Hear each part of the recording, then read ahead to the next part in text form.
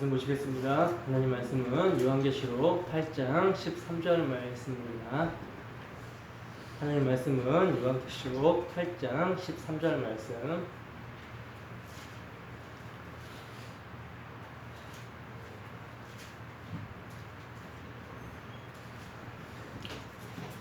다 찾으셨으면 한 목소리로 합독합니다. 시작. 내가 또 보고 들으니 공중에 날아가는 독소리가 큰 소리로 이르되 땅에 사는 자들에게 화가 있으리니 이는 새 천사들이 불어야 될 나팔 소리가 남아 있음이로다 하더라. 아멘. 잠깐 기도하겠습니다. 하나님 아버지, 이 시간 주의 말씀을 듣는 시간입니다. 하나님, 사무엘 선지자가 하나님께서 부르실 때 말씀하셨던 것처럼 주여, 우리가 여기 있사오니 우리가 주의 말씀을 듣겠습니다 라는 마음으로 말씀을 들을 수 있도록 인도하여 주시옵소서. 사람의 말로 받지 아니하고 하나님의 말씀으로, 하나님께서 하시는 말씀으로 우리가 받을 수 있는 심령받이 될 수 있도록 인도하여 주시옵소서. 하나님 아버지, 또한 이 자리에 비천한 자가 주의 은혜를 의지하여 섰습니다. 하나님 아버지, 제가 뭔가 잘나서 이 자리에 쓴 것이 아니라 정말 주님께서 주님의 택하신 자녀들에게 선포하실 말씀을 사용하시고자 하는 도구로 저를 들어 이 자리에 세우셨사오니 주님께서 원하시는 아들의 비밀을 담대하게 선포하게 하시고 아들의 복음이 선포될 때 전하는 자나 듣는 자나 복음 안에서 하나 되게 하시고 성령의 교통하심 가운데 늘 주님의 은혜를 찬양하며 예배하며 감사할 수 있는 우리의 삶이 될 수 있도록 함께하여 주시옵소서. 시종을 주님께 의탁합니다. 거룩하신 예수님 이름으로 기도드립니다. 아멘. 화가 있으리라. 화가 있으리라 라는 제목으로 하나님의 말씀 증거하도록 하겠습니다. 여러분, 성경이 왜 이렇게 두꺼운 줄 아십니까? 굉장히 두껍잖아요. 성경을 보시면 내용이 굉장히 많고 굉장히 두껍잖아요. 구약이 929장이고 신약이 260장이에요. 합하면 1189장입니다. 근데 여러분, 이렇게 성경의 내용이 많고 책이 두꺼운데 그 전체적인 내용 중에 가장 비중이 많이 차지하는 내용이 뭔지 아십니까? 성경의 내용 중에 비중을 가장 많이 차지하는 내용, 성경에서 가장 핵심적으로 다루는 내용이 뭐냐면 인간의 죄를 고발하고 있는 내용이라는 거예요. 여러분들이 성경을 정말 자세하게 차근차근 창세기부터 계시록까지 한번 잘 읽어보세요. 아담이 범죄한 이후의 내용은요, 전부 다 하나님을 떠난 인간의 전적 타락과 전적 부패가 무엇인지를 적나라하게 보여주고 있습니다. 우리가 매주 수요일마다 지금 열왕기서를 보고 있지만 열왕기서를 통해서도 우리가 알 수 있는 것은 무엇입니까? 하나님의 은혜가 아니면 정말 절망할 내용뿐이라는 거죠. 인간의 전적인 타락과 전적인 부패가 아주 적나라하게 드러나고 있다는 거예요. 그래서 하나님께서 내가 하리라 라고 하신 그 언약이 아니면 소망이 없으면 우리가 보게 된다는 거죠. 여러분, 모세가 왜 이스라엘 백성들에게 쉐마 이스라엘, 들으라 이스라엘 하면서 하나님의 율법을 마음에 새기고 내 자녀에게 가르치고 길을 갈 때든지 누웠을 때든지 일어날 때든지 말씀을 설명하고 가르치고 그 말씀을 손목에 메고 기울을 삼고 이마에 붙이고 표를 삼고 집 문설주와 바깥문까지 기록하라. 왜 이렇게 했을까요, 여러분?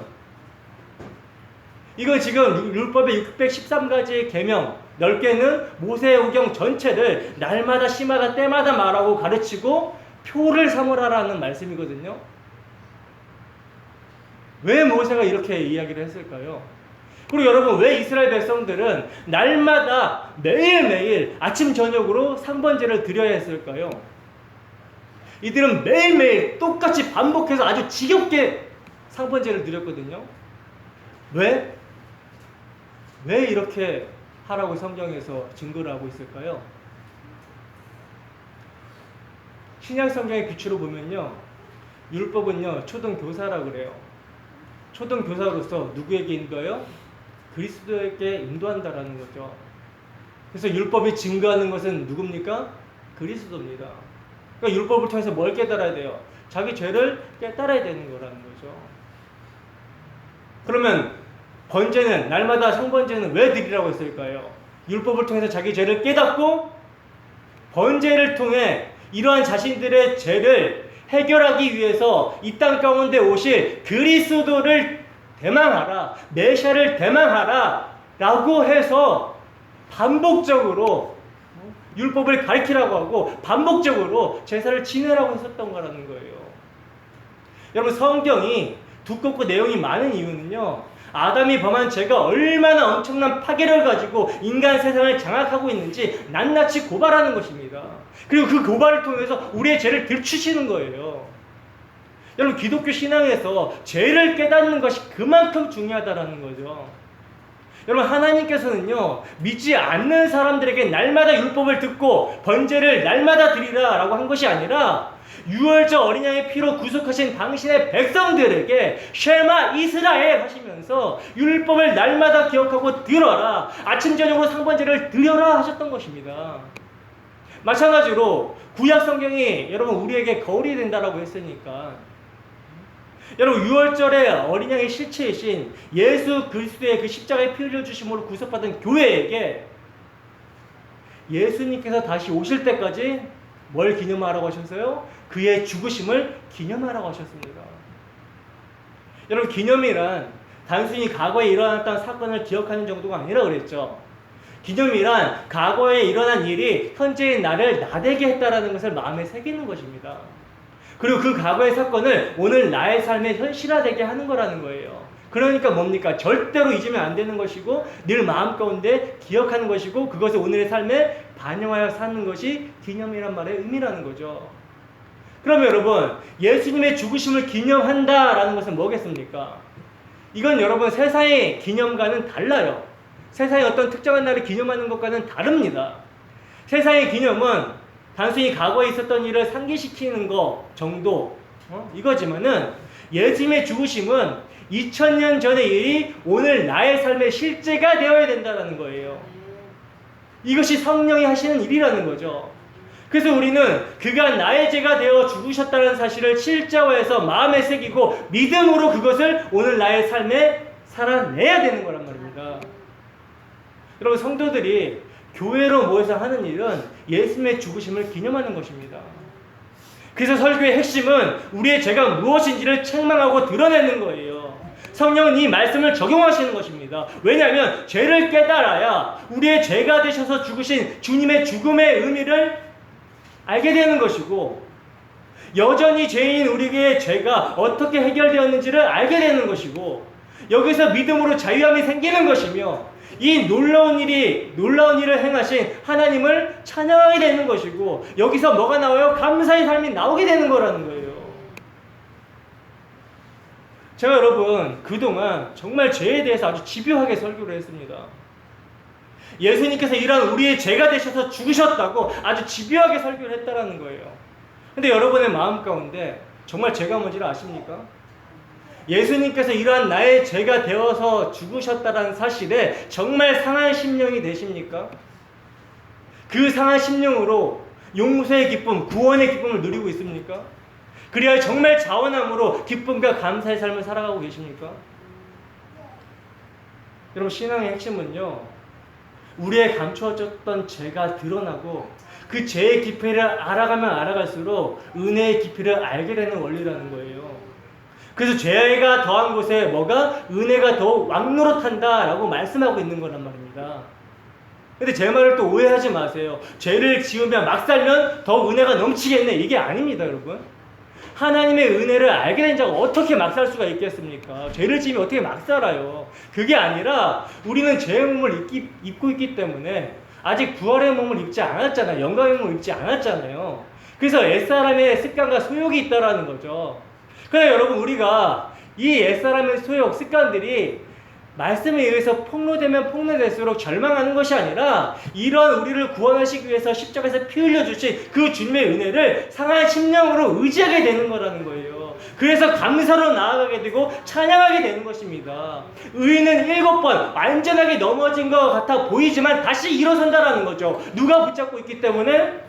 우리를 피 흘려 사신 주님께서 붙잡고 있기 때문에 그 은혜로 우리는 계속 넘어지면서도 주의 사랑이 강권하시기 위해서 계속 온전하신 주님을 의지해서 온전함을 추구하면서 나아가게 되는 거란 말입니다.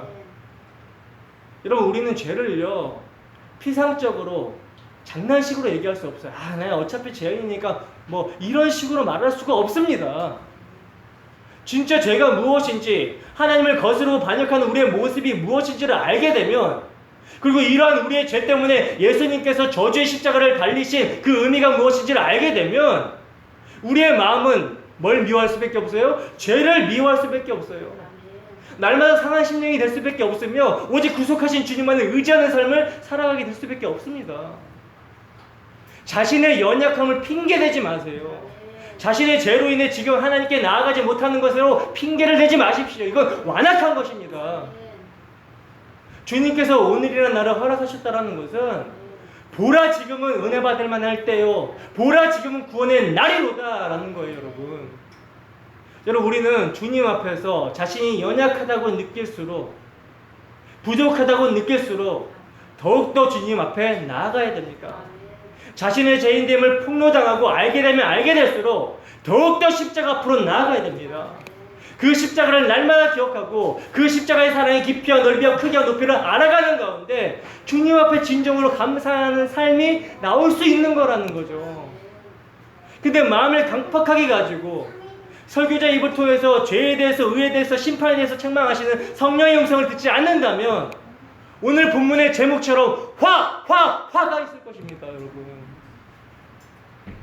여러분 아마 저처럼 여러분들 귀에 듣기에 좋지 않은 말을 하는 설교자가 없을 거라고 생각이 됩니다. 여러분들의 죄를 지적하고 회개하지 않으면 망한다 그러고, 십자가 앞에 서라 그러고, 그 십자가 앞에서 자기를 부인하라 그러고, 그리스도와 함께 고난을 받아야 된다라고 그러고, 이 땅에서 탐욕과 탐심과 땅의 지체를 죽여야 된다라고 하고, 참 듣기 힘들죠, 그죠? 근데 여러분, 이런 말씀은요 제 말이 아니라는 거예요. 성경이 우리가 살 수 있는 길을 증거하는 대로 저는 증거할 뿐이라는 거죠. 아마도 여러분 믿지 않는 많은 사람들은요, 사람들이 교회로 출석하기 위해서 가는 것을 보면 좋은 말을 듣기 위해서 간다라고들 생각을 할 거예요. 그들이 생각하는 좋은 말은 뭡니까? 세상에서 착하게 살라라는 윤리적으로 도덕적인 어떤 교훈 정도겠죠. 그래서 예수 믿지 않는 남편들이 아내가 교회 가는 것을 허락하는 이유가 뭡니까?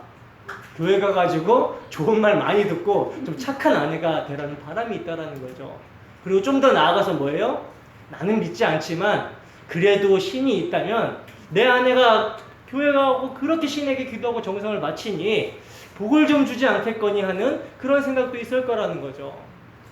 제가 은행에서 일할 때도 보면 제가 목사라는 거 다 아니까 이제 지점장이 이제 저한테 부탁을 해요. 자기 지점 잘 되게 해달라고, 기도해달라고 부탁을 합니다. 그때마다 제가 뭐라 그래요? 목사는요 그런 세속의 복을 구하는 자가 아닙니다. 이렇게 말씀을 드려도 계속 그렇게 부탁을 해요. 그래서 지점이요 진짜로 잘 돼가지고 전국에서 2등을 했거든요. 그랬더니 그렇게 잘 되니까 또 인사치레로 뭐라고 하냐면 제가 기도를 많이 해준 덕분에 지점이 잘 됐다라고 하는 거예요. 이건 뭐 기도 안 했다고 할 수도 없고. 그래서 이례적으로요 반지까지 받았어요. 금반지까지 선물 받았어요. 근데 여러분 만약에 믿지 않는 남편이나 제게 기도를 부탁했던 그 은행의 지점장님이 오늘 본문의 이 말씀 화가 있으리라 라는 이 말씀을 들으면 어떤 반응을 보이겠습니까? 세상에 어떻게 신이 사람들에게 그럴 수 있느냐라고 하면서 화를 내지 않겠습니까? 근데 여러분 믿지 않는 사람들이야 그런 말을 하는 것이 당연한 거죠. 당연한 말이지만 문제는 뭐냐면 교회로 출석하며 다닌다라는 사람들조차 이런 반응을 보이고 있다는 것입니다. 어떻게 목사가 되어가지고 복을 빌어주고 복을 말하고 기도해주지 않고 재앙과 심판을 전하는가? 근데 여러분 목사는요 예수님이 죽임을 당한 세상에서 복을 비는 자가 아니라 그 세상과 세상 정신에서 빠져나오라고 외치는 자입니다. 여러분 세상에서 하는 일마다 잘되고 성공하고 출세하는 것이 복이라고 말하는 자가 아니라 하나님의 심판 가운데 있는 세상에서 예수 믿음으로 빠져나오는 것이 복인 것입니다 라고 외치는 자가 목사라는 거예요. 그리고 제가 부교역자 때 제일 이제 싫었던 것이 집을 샀다고 입주예배 드려달라고 할 때랑 사업 시작한다고 개업예배 드려달라고 할 때가 있는데, 이때가 정말 싫었어요. 왜냐면 이게 굉장히 비성경적이거든요. 왜냐면 예배의 대상은 하나님이신데 예배의 목적이 입주가 될 수 없으면 개업이 될 수 없는 거라는 거죠. 물론 집을 사고 사업을 이렇게 시작을 한다는 것은 인간적으로 보면 축하해 줄 일이에요. 그래서 인간적으로 축하하면 됩니다. 근데 그 시작에 앞서 예배를 드려달라, 기도를 해달라, 목사에게 요청을 한다면 이거는 그 마음에 뭐가 있는 거예요? 이건 거의 뭐 잘 되게끔 세속의 복을 빌어달라라는 그런 마음이 있는 거죠. 물론 범사의 주를 인정하기 위해서 그렇게 예배와 기도를 요청하는 그런 사람들도 있어요. 그럼 사람들은 압니다. 그래서 이런 사람들에게는 그 사람들이 이제 예배가 뭔지 기도가 뭔지를 알기 때문에 말씀을 전하고 기도를 해도 제가 제 식대로 해도 부담이 없어요. 근데 문제는 종교성으로 세속의 복을 빌어달라고 하는 차원에서 목사를 요청한다면 이거 굉장히 이거 어떻게 해야 되나 갈등이 되는 거죠. 그러나 그럼에도 불구하고 만약 그런 자리에 목사가 간다면 거기 가서 무슨 메시지를 전하며 무슨 기도를 해야 되겠습니까? 땅의 세속적인 것을 구하는 설교나 기도가 아니라 그리스도와 함께 감추어진 생명 위의 것을 찾는 설교와 기도를 해야 되는 것이죠. 흔들린 땅의 거처의 마음을 빼앗기는 것이 아니라 영구한 도성, 흔들리지 않고 진동되지 않을 하나님 나라를 바라보게 하는 메시지를 전하고, 사업장에서는 하나님의 뜻 안에서 흥하든지 망하든지 정직하고 진실하고 신실하게 하나님 앞에서 살라는 메시지를 전해야 되는 것입니다. 병문안에 가서도 마찬가지죠. 목사는요, 예수님만이 위로와 소망임을 전해야 되는 거예요. 죄가 무엇인지와 회개하고 주님을 의지하는 것이 무엇인지를 전해야 된다는 것이죠. 여러분, 우리는요, 아프기 전에는 내가 내 힘으로 사는 줄 알아요. 아프기 전에는. 근데 아파가지고 병원에서 꼼짝 못하고 누워있어 보세요. 뭘 회개해야 됩니까? 아프지 않았을 때 내가 내 힘으로 산다고 착각하고 주님의 은혜에 감사하지 못한 거, 이거 회개해야 되는 것이죠. 이게 죄예요, 여러분. 여러분, 우리가 당연하게 여기는 모든 것들이 사실 다 주님의 은혜입니다. 그런데도 우리는 범사에 뭐예요? 감사할 줄 모르죠. 자기가 잘나서 그렇게 사는 줄로 여기면 살아가지 않습니까? 그러다가 이제 막 사고가 나고 아프고 병들게 되면 내가 하나님께 한 게 어디 있는데 하면서 온갖 짜증과 원망을 해대는 것이죠. 내가 뭘 잘못했고 이런 벌을 받냐면서 원망을 해대는 것이죠. 여러분, 이런 모습이요, 하나님을 의지하지 않는 인생의 모습이라는 것입니다. 이게 죄라는 거예요. 이 죄를 회개하고 예수 믿어라. 설교자는 나팔소리가 되어서 이를 외치는 거란 말입니다. 오늘 우리가 예수를 믿는다고 하면서 주님의 은혜를 모르고 자기를 의지하며 살 때가 얼마나 많습니까? 시시때때로 까먹고 자기 마음대로 살아가죠. 그러니 우리는 날마다 말씀의 책망과 교훈을 통해서 우리의 죄를 깨닫고 이러한 우리를 구원하시고자 십자가에서 물과 피를 아낌없이 쏟아주신 예수님의 은혜를 기억해야 된다는 거예요. 그리고 구원의 은혜에 감사하면서 살아가셔야 되는 것입니다. 여러분, 하나님처럼 되고자 하는 유혹에 빠져 선악을 따먹은 모든 인생들은요, 에덴 동산에서부터 하나님을 의지하지 않는 것이 본능이 되어 있습니다. 본능이 되어 있다는 거예요. 이제는 자기가 노력을 해가지고 땀을 흘려야만 먹고 마시며 살아가는 그런 신세가 되어버렸으며, 자기 스스로 이제 선악과 따먹고 하나님처럼 되어버렸기 때문에 자존자로 여기기 때문에 늘 자기 유익을 목적으로 자기 가치를 힘삼아 살아간다는 거예요. 이게 제 모습이며 이 결과 뭡니까? 모든 인생들이 땅에 거하며 또 땅에 나오는 것을 먹고 살다가 다시 땅으로 돌아가게 된다는 거죠. 다른 말로 죄의 삭시 뭐예요? 사망이잖아요. 너는 흑인이 흙으로 돌아가는 거잖아요. 인생이 흙으로 돌아가는 인생이 되었기 때문에 이들이 믿을 거라고는 땅뿐이라는 거죠.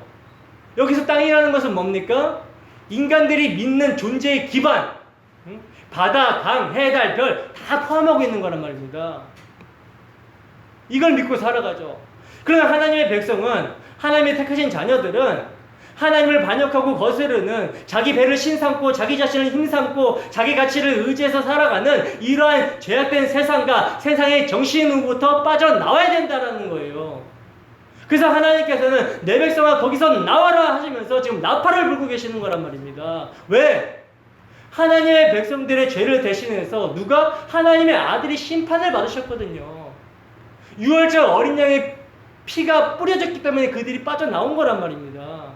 그래서 여러분, 하나님께서는 이스라엘 백성들을 출애굽시킬 때 애굽 사람이 의지하던 모든 것들을 심판하시면서 이스라엘 백성들이 의지해야 되는 것은 애굽 사람들이 의지했던 땅의 기반이 아니라 유월절 어린 양의 피로 그들을 사신 언약의 하나님을 의지해야 함을 가르치셨던 것처럼 세상에 재앙을 내리시면서 내 백성아 세상과 세상 정신부터 빠져나오라 하고 지금 사인을 주고 계시는 거란 말입니다. 그 사인이 뭐예요? 첫 번째 천사로부터 네 번째 천사까지 나팔을 부는 그 나팔 소리였죠.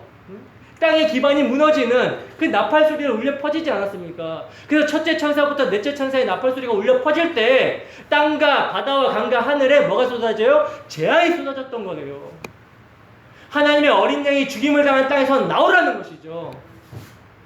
그렇기 때문에 이 나팔 소리가 들려지는 자는 뭐예요? 하나님의 어린 양 안에서 그 어린 양을 의지해서 구원을 받지만 듣지 못하는 자는 뭐예요? 세상 안에서 세상의 가치를 믿고 살아가다가 그 재앙을 그대로 받게 되는 거라는 거죠. 근데 오늘 본문 말씀은요, 그런 재앙이 몇 개나 더 있다고 그래요? 3개나 더 있다라고 말씀하고 있다는 거예요. 그래서 화가 3개예요. 화가 3개입니다. 새 천사가 불 나팔 소리를 지금 예고하는 말씀이라는 거죠. 그리고 내 나팔이 사람들이 믿고 의지하는 삶의 기반에 재앙이 임했다면 이제 새 나팔은 사람에게 직접적으로 재앙이 쏟아지게 될 것을 예고하고 있는 거라는 거죠. 그리고 이것이 이제 쏟아지게 될 때 마찬가지로 이 나팔 소리를 듣게 되면 하나님의 백성은 돌이키는 거예요. 회개하게 된다라는 것입니다. 그럼 이제 새 나팔을 예고하는 독수리의 메시지가 무엇인지를 살펴보도록 하겠습니다. 본문 13절입니다. 함께 했습니다. 시작. 내가 또 보고 들으니 공중에 날아가는 독수리가 큰 소리로 이르되 땅에 사는 자들에게 화가 있으리니 이는 새 천사들이 불어야 될 나팔 소리가 남아 있음이로다 하더라. 아멘. 보시면 지금 네 번째 나팔의 재앙이 끝나고요, 갑자기 이제 공중에 날아가는 독수리가 지금 등장을 하고 있어요. 그리고 독수리가 지금 등장해서 이렇게 날아가면서 큰 소리로 외치는데 뭐라고 외치냐면 땅에 사는 자들에게 화가 있다라고 외치고 있는 거죠. 그리고 그 이유를 얘기하는데 뭐냐면 새 천사들이 불어야 될 나팔 소리가 남아있기 때문이라는 것입니다. 여러분, 여기서 우선 이제 독수리가 무엇인지를 우리가 살펴봐야 되는데 계시록 4장 7절입니다. 계시록 4장 7절 함께 했습니다. 시작. 그 첫째 생물은 사자 같고 그 둘째 생물은 송아지 같고 그 셋째 생물은 얼굴이 사람 같고 그 넷째 생물은 날아가는 독수리 같은데. 아멘. 자, 여러분, 하나님의 보좌 앞에 지금 네 생물에 대한 묘사를 하고 있는데 넷째 생물이 지금 독수리 같다라고 말씀하고 있죠. 그러니까 오늘 본문의 독수리는 뭡니까? 하나님 보좌 앞에 있는 생물 중에 네 번째 생물, 즉 천사를 가리키는 거라는 거예요.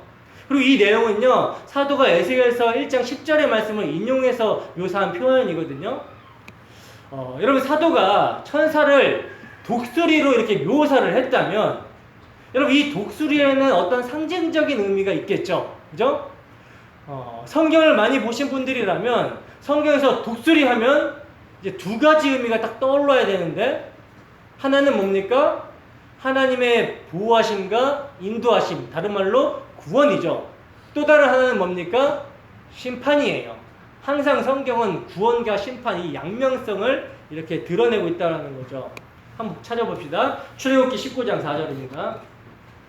출애굽기 19장 4절 함께 했습니다. 시작. 내가 애굽 사람에게 어떻게 행하였음가? 내가 어떻게 독수리 날개로 너희를 업어 내게로 인도하였음을 너희가 보았느니라. 신명기 32장 9절에서 12절 말씀 함께 했습니다. 시작. 여호와의 분깃은 자기 백성이라 야곱은 그가 택하신 기업이로다. 여호와께서 그를 황무지에서 짐승이 부르짖는 광야에서 만나시고 호위하시며 보호하시며 자기의 눈동자같이 지키셨도다. 마치 독수리가 자기의 보금자리를 어지럽게 하며 자기의 새끼 위에 너풀거리며 그의 날개를 펴서 새끼를 받으며 그의 날개 위에 그것을 엎는 것 같이 여호와께서 홀로 그를 인도하셨고 그와 함께하는 다른 신이 없었도다. 아멘. 보시면 정확하게 뭡니까? 하나님의 보호하심과 인도하심을 뭘로 표현하고 있어요? 독수리로 표현하고 있다는 거죠.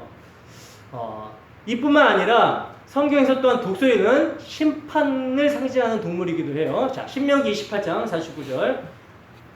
신명기 28장 49절 읽습니다. 시작. 곧 여호와께서 멀리 땅끝에서 한 민족을 독수리가 날아오는 것 같이 너를 치러 오게 하시리니 이는 내가 그 언어를 알지 못하는 민족이요. 아멘. 호세아서 8장 1절입니다. 함께 했습니다. 시작. 나팔을 내 입에 댈지어다. 대적이 독수리처럼 여호와의 집에 덮치리니 이는 무리가 내 언약을 어기며 내 율법을 범함이로다. 아멘. 보시면 이렇게 독수리는 뭡니까? 하나님의 구원과 하나님의 심판을 동시에 나타내고 있는 동물이라는 거예요. 그렇다면 이제 예수님께서는 독수리에 대해서 어떻게 말씀하셨는지 우리가 한번 찾아봅시다. 누가복음 17장 37절 말씀. 누가복음 17장 37절 말씀 함께 했습니다. 시작. 그들이 대답하여 이르되 주여 어디 오니이까? 이르시되 죽어 있는 곳에는 독수리가 모이느니라 하시니라. 아멘. 여러분 이 말씀의 배경을 좀 알아야 되는데 이 말씀은요 바리새인들이 예수님에게 하나님 나라의 그 임함이 언제라고 물었을 때 지금 예수님께서 답변하신 말씀 중에 나오는 내용이거든요. 예수님께서 바리새인들에게 뭐라고 말씀하시냐면 하나님의 나라의 임함은 사람들이 볼 수 있게 임하는 것이 아니라고 말씀하셨다라는 거예요. 그러면서 뭐라고 말씀하셨냐면 하나님 나라는 여기 있다 저기 있다가 아니라 하나님 나라는 너희 안에 있다라고 말씀하신다는 거죠. 여기에서 이제 하나님 나라가 너희 안에 있다라는 말씀은 우선적으로는 하나님 나라는 지금 그들 바리새인들 가운데 예수님이 계시잖아요. 그 예수님만 하나님 나라이기 때문에 하나님 나라는 너희들 가운데 있는 예수님 자체이며 그 예수님의 다스림을 받는 자들에게 일어나지만 바리새인들이 원하는 세상의 권세가 있는 나라의 형태로는 나타나지 않는다라는 것이죠. 여러분 이것이 천국의 은닉성이며 겨자씨 같은 모습이라는 거예요. 눈에 볼 수 있게 임하는 것이 아닙니다. 그러나 최후에 일어날 인자의 날에 대해서 예수님께서 이야기하시는데 그 인자의 날은 사람이 전혀 예측할 수 없으며 마치 번개의 번뜩임같이 인자의 날이 임할 거라고 말씀합니다. 그리고 그 인자의 날은 노아의 홍수의 때같이 롯의 때같이 사람들은 먹고 마시며 사고 팔고 시집가고 장가가고 세상의 쾌락을 하나님보다 더 사랑하는 그런 모습으로 살고 있을 때에 예수님이 임한다는 거예요. 인자가 임한다는 거예요. 여러분 예수님의 이 말씀은요 사도 바울이 말한 종말의 모습과도 굉장히 같거든요. 이렇게 예수님께서 이런 때에 인자의 날이 임하게 될 것이라고 말씀하시자 제자들이 주여 어디로서 그렇게 되겠습니까? 라고 묻습니다. 그때 예수님의 답변이 바로 죽음이 있는 곳에 독수리가 모인다라는 말씀이라는 거예요. 여러분 동물의 왕국을 보시면요 독수리들이 날면서 어디에 모이죠? 동물의 왕국 다 아시죠? 몰라요? 그 TV 프로그램? 너무 신령하셔서 TV를 안 보시는? 네, 독수리들이 이렇게 휘휘 날고 있으면 거기에는 뭐가 있는 거예요? 그곳에는 반드시 죽은 동물의 사체가 있는 것이죠. 동물의 사체가 있는 곳에 독수리가 모인다는 거예요. 이러하듯이 독수리가 모인다라는 것은 죽음이 있다라는 것입니다. 근데 여러분 이 예수님의 말씀은요 이 세상의 어떤 한 곳에만 독수리가 모인다는 것이 아니라 온 세상에 심판이 집행할 것을 말씀하고 있는 거라는 거죠. 이 말씀이 요한계시록 19장 17절에서 19절 말씀입니다. 요한계시록 19장 17절에 19절 말씀 함께 했습니다. 시작. 잠깐만요. 17절에서 21절 말씀이 있습니다. 시작. 또 내가 보니 한 천사가 태양 안에 서서 공중에 나는 모든 새를 향하여 큰 음성으로 외쳐 이르되 와서 하나님의 큰 잔치에 모여 왕들의 살과 장군들의 살과 장사들의 살과 말들과 그것을 탄 자들의 살과 자유인들이나 종들이나 작은 자나 큰 자나 모든 자의 살을 먹으라 하더라. 또 내가 보매 그 짐승과 땅의 임금들과 그들의 군대들이 모여 그 말탄 자와 그의 군대와 더불어 전쟁을 일으키다가 짐승이 잡히고 그 앞에서 표적을 행하던 거짓 선지자도 함께 잡혔으니 이는 짐승의 표를 받고 그의 우상에게 경배하던 자들을 표적으로 미혹하던 자라.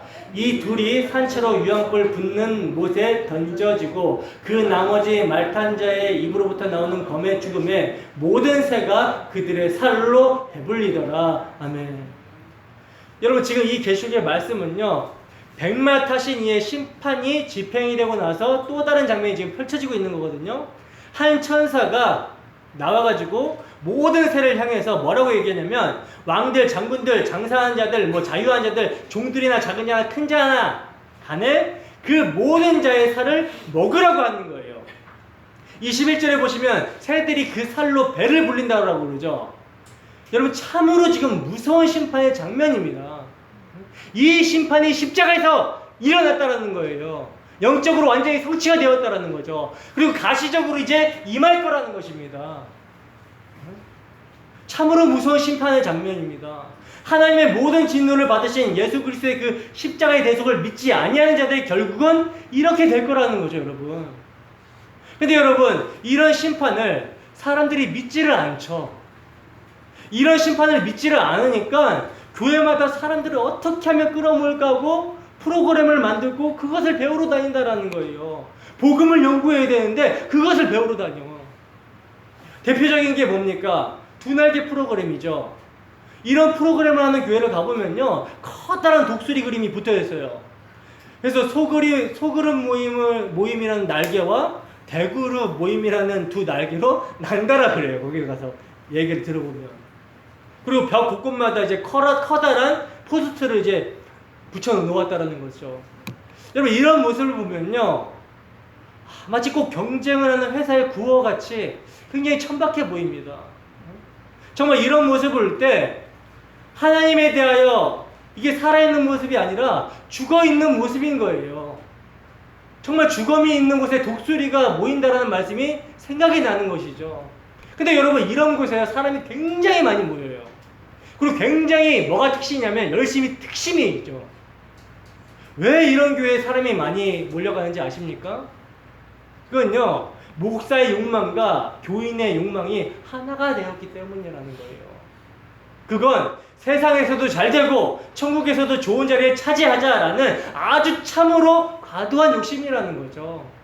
근데 여러분, 이런 방식의 사이비 기독교가 오늘날 한국교회에 그 현실의 주류가 되어 있습니다. 십자가의 정신은 사라지고 십자가라는 도구를 이용하여 세상의 번영을 이야기하고 있다는 거예요. 그것도 아주 참 세련되게 정말 잘 포장을 하죠. 그런데 여러분, 이런 모습은 이미 하나님의 언약을 배반한 이스라엘에서 일어난 일이었습니다. 그리고 이러한 이스라엘이 이렇게 되었을 때 선지자들은 어김없이 일어나서 화를 전했어요. 이사야서 5장 7절에서 8절입니다.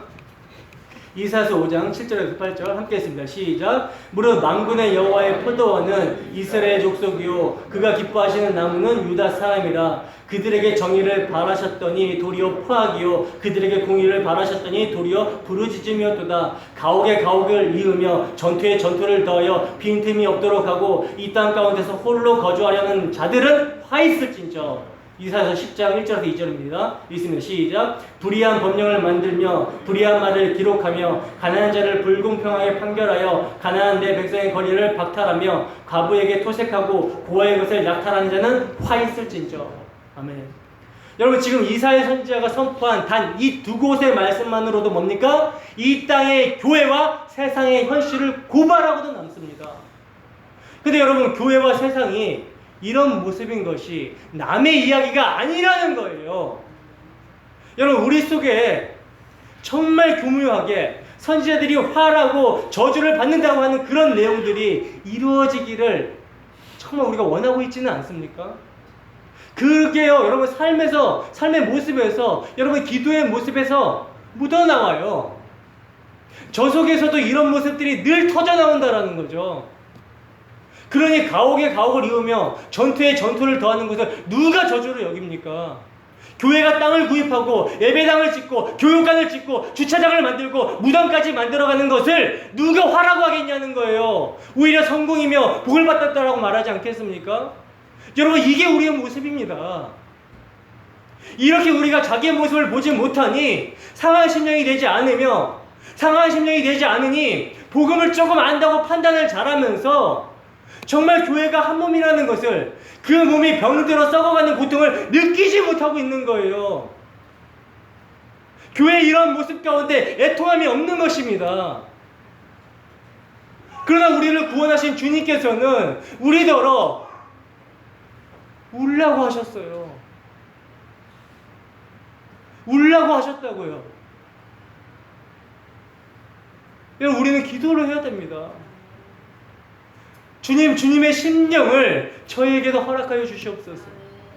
주님이 흘리신 눈물이 저희에게도 허락되게 하시옵소서.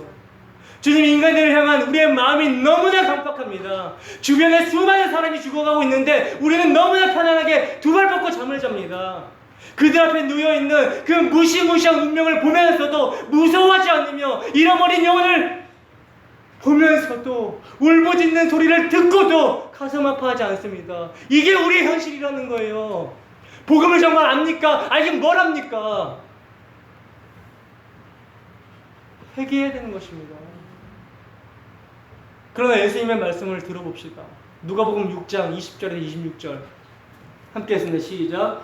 예수께서 눈을 들어 제자들을 보시고 이르시되 너희 가난한 자는 복이 있나니 하나님의 나라가 너희 것이미요. 지금 줄인 자는 복이 있나니 너희가 배부름을 얻을 것이미요.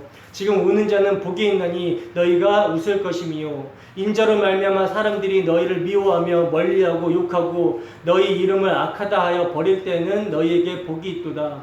그날에 기뻐하고 뛰놀라 하늘에서 너희 상이 큼이라. 그들의 조상들이 선지자들에게 이와 같이 하였느니라. 그러나 화 있을진저 너희 부요한 자여 너희는 너희의 위로를 이미 받았도다. 화 있을진저 너희 지금 배부른 자여 너희는 주리리로다. 화 있을진저 너희 지금 웃는 자여 너희가 애통하며 울리로다. 모든 사람이 너희를 칭찬하면 화가 있도다. 그들의 조상들이 거짓 선지자들에게 이와 같이 하였느니라. 아멘. 여러분, 우리가 평소에 복을 받았다가 하는 그런 부유하고 배부르고 웃고 모든 사람이 칭찬하면 그것이 지금 오히려 뭐라고 말씀하고 있습니까? 화라고 말씀하고 있죠. 저주라고 그러죠. 오히려 예수님으로 말미암아 미움을 받고 욕을 듣고 악하다며 버림받는 것이 복이 있다라고 말씀하고 있다는 거예요. 세상을 완전히 거꾸로 보고 있는 것이 선지자들의 시각이며 예수님의 말씀이며 제자들도 그렇게 증거를 하고 다녔다라는 거죠. 이건 곧 선지자들이나 제자들이나 다 누구의 영을? 예수 그리스도의 영을 받았기 때문에 이런 말을 했었던 거라는 거예요. 그러면 오늘날 예수님을 믿는다고 하는 사람들이 정말 예수 그리스도의 영을 받았다면 어떤 모습이 있어야 되는 것입니까? 어떤 모습이 있어야 되는 거예요? 결코 이 세상이 말하는 복을 복이라고 하지 않고 저주라고 해야 되는 것입니다. 근데 우리는 오늘 본 모든 말씀에 반대로 행하고 있지 않습니까? 세상은 여러분 가만히 두어도요 이런 화를 자초하고 있습니다. 근데 교회라는 곳에서 이런 고발을 하지 않고 오히려 화를 축복으로 바꾸고 있으니 이러면 되겠습니까? 이사야서 5장 20절입니다. 함께 했습니다. 시작. 악을 선하다 하며 선을 악하다 하며 흑암으로 강명을 삼으며 강명으로 흑암을 삼으며 쓴 것으로 단 것을 삼으며 단 것으로 쓴 것을 삼는 자들은 화 있을진저. 여러분, 화 있을 것이라는 말을요 예수님께서 얼마나 많이 하시는지 모른다는 거예요. 얼마나 많이 하고 있습니까? 근데 그 시대의 바리새인들이 오늘날 한국의 기독교인들이라는 사람들과 다름이 없는 거란 말입니다. 물론 그들의 열심은 발바닥도 따라가지 못하죠. 그러나 그들이 원한 사람들의 인정과 칭찬과 자랑과 돈은 얼마나 사랑하는 모습이냐는 거예요. 그러니 거꾸로 말하는 거란 말입니다. 이런 세상에서 여러분, 우리는 하나님의 거룩하심을 봐야 되는 것입니다. 이런 세상에서 하나님의 거룩하심을 봐야 되고 그 거룩하심을 보여줄 수가 있어야 된다는 거예요. 그 거룩함을 어디에서 봅니까? 우리 주 예수 그리스도의 십자가에서 봐야 되는 것입니다. 죄 없으신 하나님의 아들이 육신을 입고 이 땅 가운데 오셔서 피 흘리시는 것이 무엇인지, 무엇을 위함인지 우리는 교회로 모여서 기념해야 되는 거라는 거예요. 여러분, 예수 그리스도의 피는 이 땅에서 잠깐 갖는 우리의 자존심이나 몸의 건강, 남보란 듯이 출세를 위한 것이 아닙니다. 우리가 조금 더 나은 사람이 되게 하기 위해서 흘린 피도 아니라는 거예요. 그 피는 죄로 말미암아 하나님으로부터 영원한 단절의 지옥에 가게 될 우리를 위해서 흘린 피라는 것입니다, 여러분. 여러분, 우리가 정말 하나님의 아들의 십자가를 통해 하나님의 거룩하심을 본다면 정말 이사야 선지자가 고백한 것처럼 화로다 나여 망하게 되었도다라고 하나님의 영광 앞에서 부정한 입술임을 고백하게 될 것입니다. 그때 뭐가 돼요? 복음이 복음된다라는 거죠. 제단 숯불로 지져지면서 내 죄가 사하였다라고 하듯이 복음이 된다라는 거예요. 여러분, 성경에서 하나님의 거룩하심 그 영광을 드러내셨을 때 여러분 반응이 어떤지 아십니까? 이스라엘 백성들은요, 시내산에서 들리는 하나님의 음성을 듣고서 죽을 것 같아서 더 듣지 못하겠다라고 그랬어요. 여러분, 하나님의 음성을 직접 듣거나 뵙게 되면 죽는 것입니다. 삼손의 아버지가 그렇게 말했으며 기드온이 하나님을 뵙고도 죽지 않았다라고 해서 단을 쌓고 여호와의 샬롬이라고 하셨어요. 베드로는 예수님의 말씀대로 그물을 내려가지고 고기를 많이 잡았을 때 자신이 죄인이라고 주님을 향해서 떠나달라고 하였습니다. 바울은 예수님을 만났을 때 죄인 중에 괴수라고 하였습니다. 이 요한계시록을 쓴 요한은 엎드려 죽은 자 같이 되었다라는 거예요. 여러분, 하나님의 그 거룩하심과 영광이 십자가 안에 감춰져 있습니다. 그러므로 주의 영이 임해서 우리가 하나님의 말씀을 보고 듣게 되면 성경에서 말하는 모든 화가 나에게 떨어져야 될, 마땅히 나에게 떨어져야 된다는 것을 인정하게 되는 거라는 거예요. 그 사람에게만 복음이 되는 거란 말입니다. 예수님의 십자가는 복음이 되는 거예요. 그리고 자신이 저주를 받아야 마땅하다라고 생각하는 사람만이 예수님의 십자가 대신 저주 받으심에 감사의 삶으로 화답하게 되는 거라는 거죠. 그러나 여러분, 누가 자신이 저주받아 마땅한 사람으로 알겠습니까? 누가? 아들의 소원대로 계시를 받은 자만 안다라는 거예요. 이런 자들은 세상의 모든 영광과 세상의 모든 것들이 다 심판받을 것을 압니다. 그러므로 이런 자들은 세상의 영광과 정반대인 저주받은 예수 그리스도의 십자가에 마음이 끌리는 것입니다. 여러분, 저주받은 험한 십자가에 우리 마음이 끌리고 있습니까? 정말 십자가에 마음이 끌리십니까? 여러분, 이 험한 십자가에 마음이 끌리는 자들이 유월절 어린 양의 피가 발림으로 독수리 날개로 상징되는 하나님의 보호하심을 받은 이스라엘 백성들과 같이 하나님의 보호하심 가운데 화를 피하게 되는 자들이라는 거예요. 그리고 독수리가 새끼를 훈련시키기 위해서 떨어뜨렸다, 날개로 받았다, 또 날개 위로 업고 어린 양의 피로 구원받은 성도를 인도하여 가나안 땅에 드리는 것과 같이 신약에 택하신 성도들도 그렇게 인도를 하신다는 거죠. 여러분, 오늘 본문의 독수리가 지금 어디로 날아가고 있습니까? 공중으로 날아가고 있죠. 공중. 여러분, 우리가 지금까지 살펴본 요한계시록에는요, 두 가지 세계관이 등장을 하고 있는데 그게 하늘의 세계관과 땅의 세계관이거든요. 이 두 가지 세계관을 가지고 하나님 나라와 성도들의 삶을 설명하고 있는 것이 계시록이라는 거예요. 근데 오늘 본문에 또 다른 세계관이 등장하고 있는데 바로 공중입니다. 공중. 메수라네마라는 이 단어는요, 하늘과 땅의 중간을 의미하는 거거든요. 하늘과 땅의 중간. 그레엄 골드워즈의 그 복음과 요한계시록이라는 책을 보면요, 이 개념에 대해서 아주 잘 설명이 되어 있는데 그 개념이 뭐냐면, 여러분, 인간 중에는 타락한 인간, 아담의 후손인 에세레가 있어요. 많은 사람들이 그 1세대에 속해서 죄로 말미암아 하나님의 진노 가운데 율법을 따라 정죄를 받고 사망으로 떨어지게 됩니다. 아담 안에 모든 사람들이 이렇게 율법의 정죄를 받고 떨어지게 되는 거죠. 근데 이제 둘째 아담, 예수 그리스도로 말미암아 새 세대가 등장하게 되었다라는 거죠. 새 세대가. 그들은요, 땅에 속한 1세대와 달리 하늘에 속한 새 세대의 사람들로 거듭난다라는 거예요. 그래서 새 세대의 사람들로 하늘에 속한 자로 살아가게 된다라는 거죠. 근데 그 하늘에 속한 새 세대가 예수님을 믿고 바로 하늘나라에서 살게 되는 것이 아니라 이 1세대가 살고 있는 땅에서 역사와 인생이라는 시간을 살아내야 된다라는 거예요. 그래서 그들은 그 역사와 인생이라는 시간을 통해서, 다른 말로 신앙생활을 통해서 새 세대의 정체성을, 그러니까 하나님 나라의 시민임을 확인하게 되고 아들의 나라의 삶의 원리의 방식을 훈련하고 배우도록 되어 있습니다. 그래서 그들은 하늘에 속한 사람들이면서도 땅을 살아야 된다는 것이죠. 그래서 그들은 땅에서 하늘을 맛보며 하늘의 원리를 살아내야 하는 자들이라는 것입니다. 그래서 그들은 땅의 1세대가 하나님의 저주와 심판 아래에 놓이게 될 때 그 재앙에 그대로 노출이 된다는 거예요. 함께. 그러나 그들은 뭐가 있어요? 하나님의 보호하심과 인도하심 속에 들어가 있는 사람들이기 때문에 그 속에서도 뭐하다? 안전하다라는 것이죠.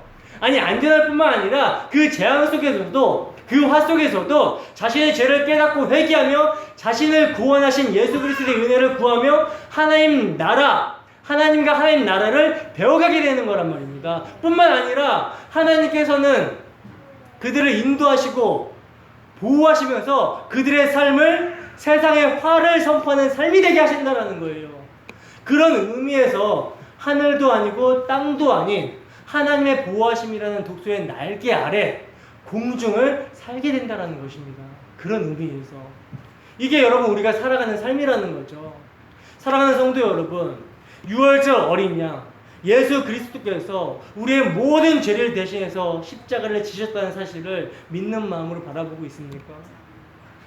여러분, 이 어린 양 예수 그리스도를 끝까지 믿음으로 바라보게끔 우리 주님께서 우리를 떨어뜨리셨다가 다시 받으시고 하시면서 목적지까지 우리를 인도하고 계신다라는 거예요. 그러면 우리가 믿음을 선물로 받은 참 성도가 맞다면 화가 있으려는 세상 속에서 자신이 참으로 화를 당해야 마땅하다는 사실을 깨닫고 우리를 대신하여 화를 당하신 예수 그리스도의 피를 믿는 마음으로 바라보고 신뢰하며 그 사랑에 매여 세상과 세상 정신을 거슬러 살게 될 것입니다. 그러므로 하나님의 보호하심 가운데 우리를 사랑하시는 우리 주 예수 그리스도 안에서 날마다 우리의 죄를 회개하며 대속하신 주님의 은혜를 늘 기념하며 믿음으로 살아가게 되는 우리가 되기를 주님의 이름으로 축원합니다. 기도하겠습니다.